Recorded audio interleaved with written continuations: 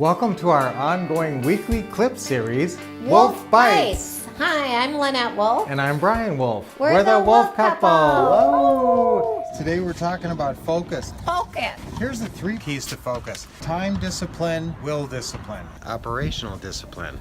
The time discipline, first you have to set a goal. And obviously if you don't put the hours in to accomplish a goal, overall this is my schedule, I'm working this many hours, and you have an overall view. Will discipline, meaning you have the right mental and emotional disposition in your approach, and that's up to you. You make the decision on that, and that's your focus. That's how you choose to focus. When we require focus to accomplish any great thing, your great thing is 10 deals this year.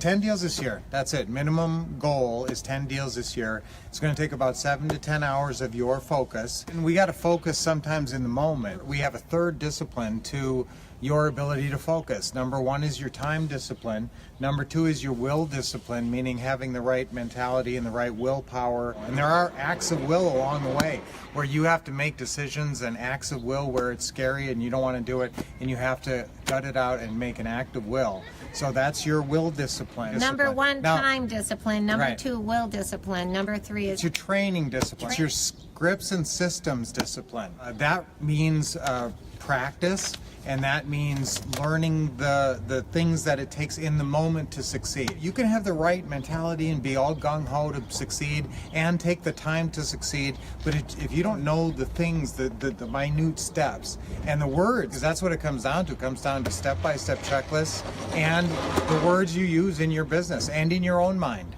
And so that's why in your focus at any given moment, now you require great focus. In fact, your greatest focus should be when you're doing your closing calls and when you're doing your deal meetings. And that should be your greatest focus of all. When you're going into your closing call, what should your focus be? At the end of this call, I'm going to have an appointment and I'm going to have some of the 4 deal points worked out.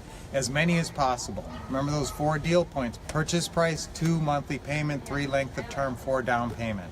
So you got to know those 4 things, and you try to work it out in the closing call. So your expectation going into the closing call is, I'm going to have a great closing call, I'm going to build great rapport, and I'm going to have an appointment at the end of the call.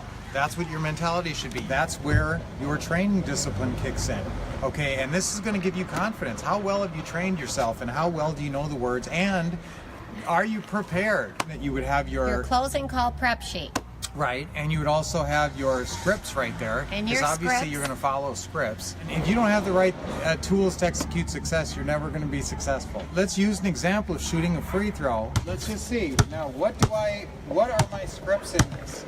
You know, I'm not talking to someone else, right? I'm talking to myself, right? I'm having a self-talk. So here's kind of the tips. Now, this would be the tips like we would give you going into the house. Now, at your deal meeting, where you need the most tips sometimes, say a line like, hey, let's go on a nice tour of the house. Let's start in the kitchen and we'll end in the kitchen. Okay, that's crucial because you got to end in a place where you can sit down at a table to take the contract out. If you end up sitting in the living room, you've probably blown your ability to close that deal. You should be thinking, I'm going to be leaving this house with a signed contract. That's right. That's the purpose of going out to meet with the sellers, to leave with a signed contract. I have 3 kind of tips that I think of when I shoot a free throw. I used to be a softball pitcher, and I was very accurate because I had this backspin and I could drop it right on the plate, you know, at a pretty good distance. I haven't done it for a long time, but I use that same mentality for straight. When we lived in California, we were on a co-ed softball team, and I played second base. She was awesome. She threw this one guy out. This guy hit a grounder, and she just snagged it right between her legs and whipped across and nailed this guy. It was awesome. So now that took focus to be a pitcher, because you got to throw lots of strikes and not very many balls, so that takes focus over time. Now, if you just have to make 1 shot, you have to try to marshal your focus. Now, like you're making your closing call, you got to marshal your focus and think the right way. Now, going in, like I said, expecting success, having your scripts and everything being there. So my script for this is, you know, straight like a softball pitch. That's one thing I actually think, those words, straight like a softball pitch. And that also gives me the right backwards revolution. Now, if you watch a good free throw shooter, they have backwards revolution on the ball, and that kind of is their touch.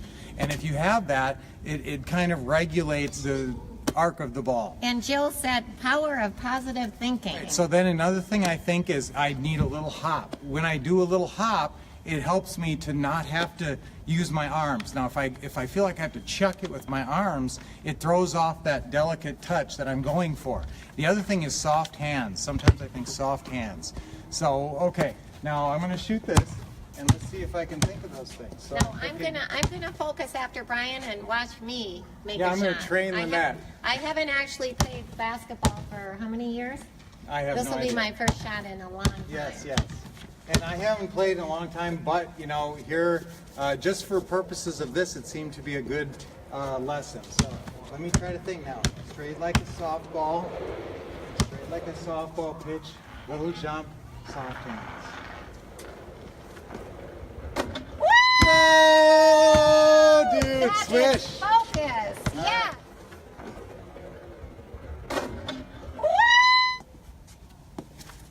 Oh. Okay. I all right. made it. All right. Let's hear it for Lynette. Yeah, let's hear it for Lynette for just looking awesome and cute and being so and awesome. not making the basket. Yeah, you did a great job. Use the power of focus to succeed until we see you again. That's right. Power of focus. Yes. We love it when you like a clip. It's even better when you leave a comment. And you can even share it with a friend. Remember to subscribe to get notified of our awesome new videos.